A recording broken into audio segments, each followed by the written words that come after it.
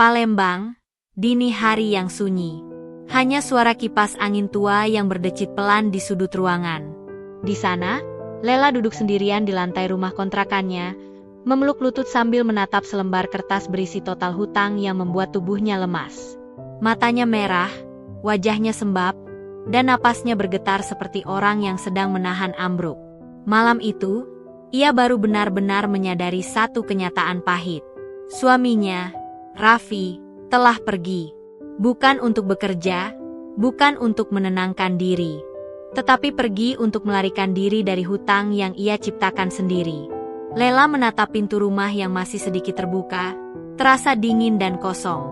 Seolah malam itu menjadi saksi bahwa hidupnya berubah total dalam sekejap.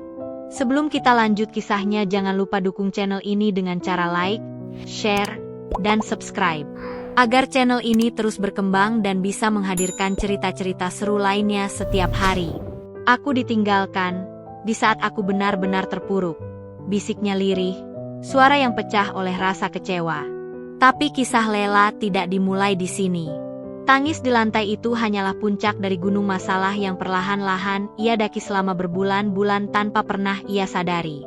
Semua berawal dari masa ketika hidupnya masih terlihat biasa-biasa saja. Masa ketika ia percaya bahwa rumah tangganya baik-baik saja. Beberapa bulan sebelumnya, Raffi masih bersikap normal. Ia pulang tepat waktu, bercanda, bahkan kadang membawakan makanan. Lela tidak pernah menyangka bahwa perubahan kecil yang terjadi setelahnya adalah tanda awal dari kehancuran besar yang akan datang. Raffi mulai sering bermain ponsel hingga larut malam. Lela mengira ia sedang bekerja atau sekadar menonton video. Namun perlahan ia melihat gelagat aneh. Raffi tampak gelisah, mudah marah, dan sering berbohong soal uang bulanan. Hingga suatu hari, Lela mendengar suara notifikasi dari ponsel Raffi yang berbunyi berkali-kali. Dan dari situlah benang kusut itu mulai terurai. Judul, judi online. Kata yang membuat jantung Lela menegang ketika ia akhirnya sadar bahwa suaminya telah masuk ke dunia yang berbahaya. Namun pada saat itu, ia belum tahu betapa dalamnya Raffi terjerat. Betapa banyak uang yang telah hilang. Dan betapa besar kerusakan yang akan menimpa rumah tangga mereka. Kini, di tengah malam yang sepi itu, sambil menggenggam kertas hutang, Lela menutup matanya dan perlahan tenggelam dalam ingatannya. Kembali ke hari-hari sebelum semuanya hancur. Kembali ke titik ketika konflik itu pertama kali muncul. Karena untuk memahami luka malam itu, ia harus kembali ke awal ceritanya. Beberapa bulan sebelum malam penuh tangis itu, kehidupan Lela masih tampak berjalan normal.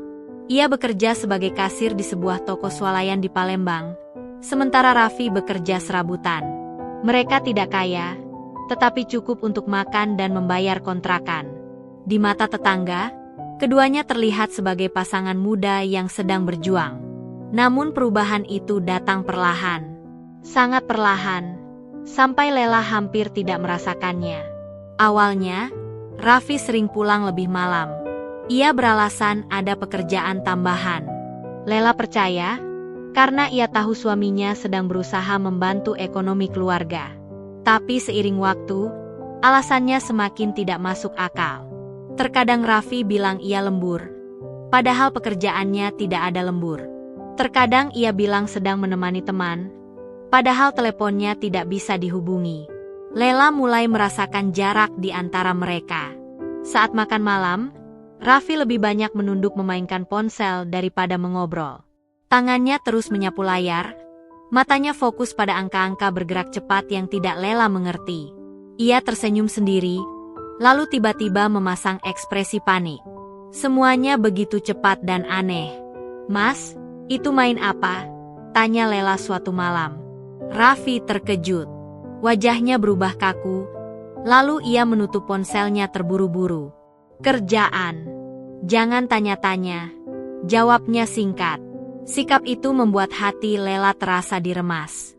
Ia ingin bertanya lebih banyak, tetapi ia takut memicu emosi Raffi. Sebab belakangan ini, suaminya mudah meledak. Hal kecil saja bisa menjadi pertengkaran besar. Hingga suatu hari, Lela menemukan celah pertama dari kebohongan itu. Ketika sedang mencuci pakaian, ia menemukan slip transfer uang di saku celana Raffi. Jumlahnya tidak masuk akal. Uang ratusan ribu terpotong beberapa kali dalam sehari, menuju akun yang tidak ia kenal.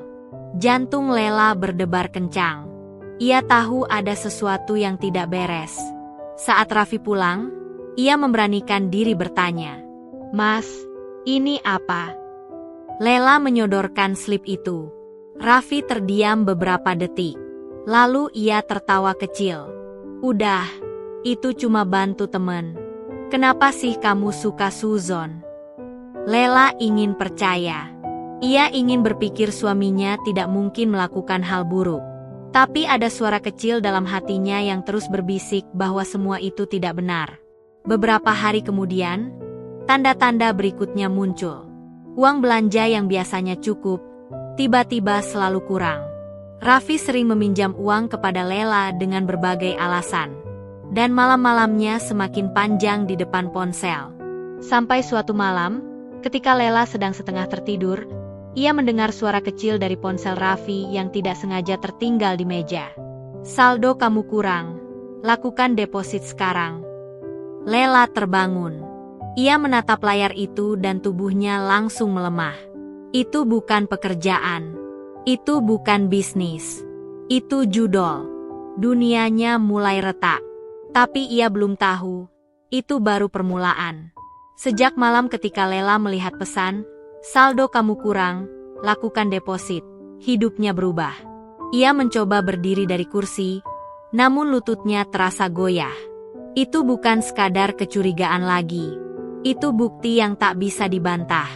Pagi harinya, Lela menunggu momen ketika Raffi bersiap pergi. Suaminya terlihat gelisah, mencari-cari ponselnya yang sempat ia singkirkan semalam. Setelah menemukannya, Raffi langsung memasukkannya ke saku, seolah takut ponsel itu menyimpan rahasianya. "Mas," kata Lela dengan suara pelan, "kita bisa bicara sebentar." Raffi mendesah berat, tampak tidak sabar. "Bicara apa lagi? Aku buru-buru." Lela menggenggam jemarinya sendiri. "Mas main judol, ya?" Wajah Raffi seketika berubah. Sorotan matanya tajam, bukan karena marah, tetapi karena ketakutan. "Kamu lihat apa?" "Pesan tadi malam," jawab Lela lirih. "Kenapa, Mas? Kenapa kamu begini?" Raffi menggertakkan giginya. "Itu cuma iseng. Semua orang main. Kenapa kamu kayak interogasi aku?" "Karena itu judi, Mas." Suara Lela bergetar. "Itu nggak baik. Itu bisa hancurin kita." Dan kalimat itu benar. Tapi bukannya tersadar, Raffi justru terpancing emosi. "Udahlah. Kamu tuh nggak ngerti apa-apa. Aku cuma cari tambahan. Kamu pikir hidup kita cukup hanya dengan gaji kamu di toko itu?" Ucapan itu menusuk hati Lela lebih dalam daripada yang ia bayangkan. Ia bekerja keras setiap hari, menabung receh demi receh, dan tetap membantu kebutuhan rumah tangga. Mendengar itu dianggap tidak cukup membuat dadanya panas. Setelah kepergian Raffi, rumah kontrakan itu terasa lebih sunyi dari sebelumnya. Tidak ada lagi suara langkah kaki laki-laki, tidak ada lagi aroma rokok yang biasa menguar dari ruang tamu, dan tidak ada lagi suara pintu dibanting ketika Raffi pulang dengan emosi yang tak jelas arah. Namun di balik keheningan itu, ada badai besar yang menunggu Lela. Penagih hutang mulai datang. Satu demi satu. Ada yang mengetuk pintu dengan sopan, ada yang menggedor dengan keras. Mereka menyebut nama Raffi, namun yang mereka hadapi hanyalah Lela, seorang wanita yang bahkan tidak tahu bahwa suaminya menyimpan hutang sebesar itu. Setiap ketukan pintu membuat jantung Lela berdegup lebih kencang. Seakan hidupnya sudah dihukum oleh kesalahan yang bukan ia lakukan. Suatu siang, saat ia baru pulang kerja, seorang pria berambut cepak menunggunya di depan kontrakan. "Ibu Lela?" tanyanya dingin. Lela mengangguk kecil. "Iya, ada apa ya?" Pria itu menyerahkan selembar kertas. "Ini rincian hutang suami ibu. Total harus dibayar dalam waktu dekat. Kalau tidak, kami akan ambil tindakan." Lela menelan ludah saat melihat angka di kertas itu. Jumlahnya jauh lebih besar daripada yang ia bayangkan. Kakinya lemas. Tapi pria itu tidak peduli. Ia hanya pergi tanpa memberi waktu bagi Lela untuk bernapas. Malamnya, Lela duduk sendirian di samping jendela. Lampu rumah ia matikan untuk menghemat listrik. Angin malam yang lembut masuk perlahan, tetapi hatinya terasa sesak. Dalam gelap, ia berbisik, "Kenapa, ya Allah? Kenapa hamba-Mu diuji sampai di titik ini?" Namun seberapapun beratnya beban itu, Lela tidak ingin menyerah. Ia masih harus bekerja, masih harus bertahan. Ia tidak punya siapa-siapa di Palembang selain dirinya sendiri. Hari-hari berikutnya, Lela bangun lebih pagi daripada biasanya. Ia mengambil jam lembur di tempat kerja, bahkan membantu beres-beres gudang tanpa dibayar tambahan. Ia menerima semua yang bisa ia lakukan. Tidak ada keluhan, meskipun tubuhnya menggigil karena lelah.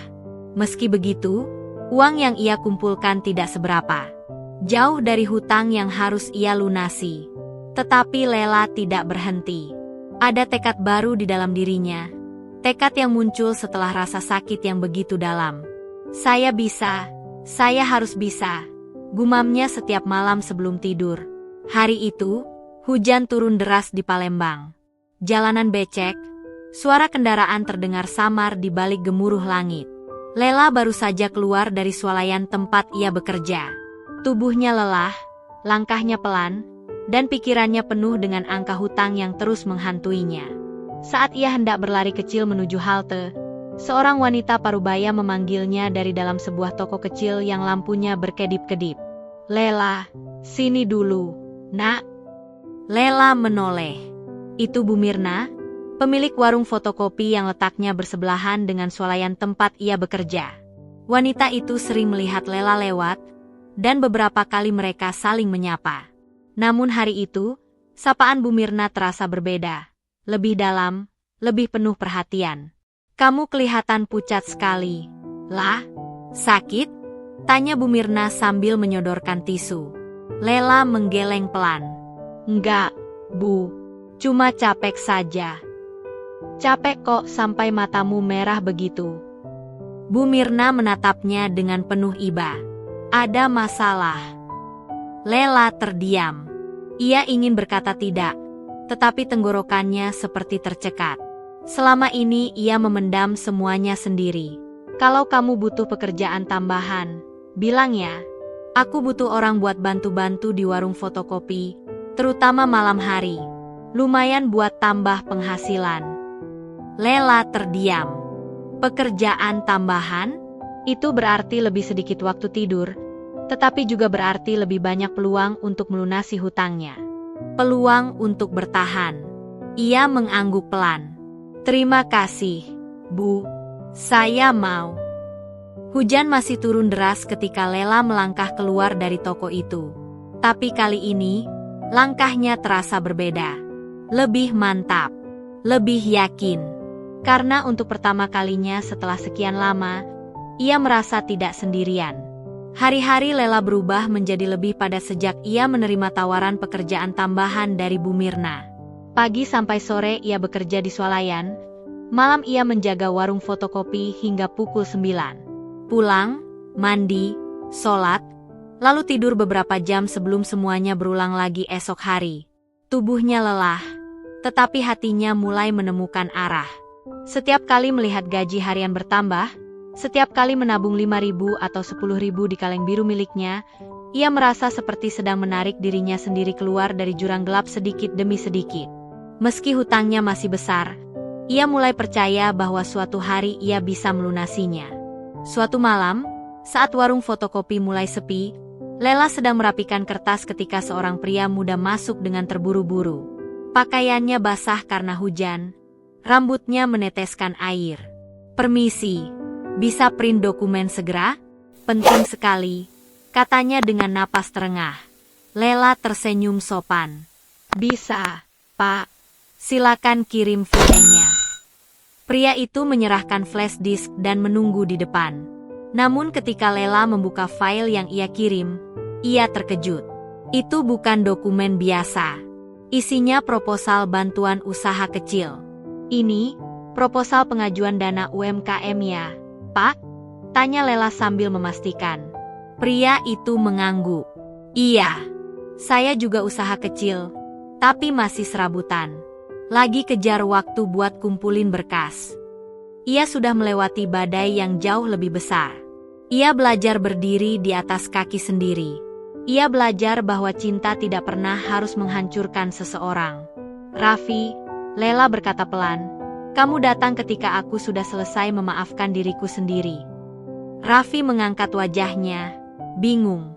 Aku sudah memaafkan kamu, lanjut Lela, tapi bukan untuk kembali. Maaf itu aku berikan supaya hatiku bebas. Bukan supaya kamu bisa masuk lagi ke dalam hidupku. Raffi terdiam. Hancur. Namun Lela tidak membenci. Ia hanya merasa, selesai. Kalau kamu butuh bantuan untuk berubah, cari orang yang bisa bimbing kamu. Tapi jangan datang ke sini berharap aku akan kembali jadi tempat pulang. Aku bukan Lela yang dulu, Raffi. Aku sudah bangkit. Perlahan, Raffi mengangguk. Ada air mata di matanya, tetapi ia tidak berkata apa-apa lagi. Ia pergi, seperti angin yang lewat, tanpa meninggalkan bayangan. Saat pintu menutup, Lela merasa lega. Sangat lega. Untuk pertama kalinya, masa lalunya benar-benar selesai. Bulan demi bulan berlalu. Warung fotokopi semakin maju. Lela menjadi tangan kanan Bu Mirna dan mulai diajari cara membaca laporan usaha, menemukan peluang baru, bahkan merancang rencana ekspansi ke lokasi lain. Suatu hari, Bu Mirna memanggilnya dan berkata, "Lah, kamu bukan cuma karyawan lagi. Aku mau kamu jadi mitra penuh. Setengah cabang ini atas nama kamu." Lela hampir menangis saat mendengarnya. "Bu, saya nggak tahu harus bilang apa." "Kamu bilang terima kasih pada Allah, bukan pada aku," kata Bu Mirna sambil tersenyum. "Kamu yang berjuang, lah. Kamu yang kuat." Malam itu, Lela berjalan pulang melewati jembatan Ampera. Lampu-lampu kota Palembang memantul di permukaan Sungai Musi, menciptakan pemandangan yang indah. Angin hangat menyentuh pipinya seolah ikut merayakan kebahagiaannya. Ia menengadah ke langit. "Ya Allah, dulu aku hancur. Tapi kau pertemukan aku dengan jalan baru. Terima kasih sudah menguatkanku," bisiknya. Ia tidak lagi merasa sendirian. Ia tidak lagi merasa kecil. Ia bukan korban dari kisah lamanya. Ia adalah pejuang yang bangkit dari luka. Dan hidupnya kini berubah selamanya.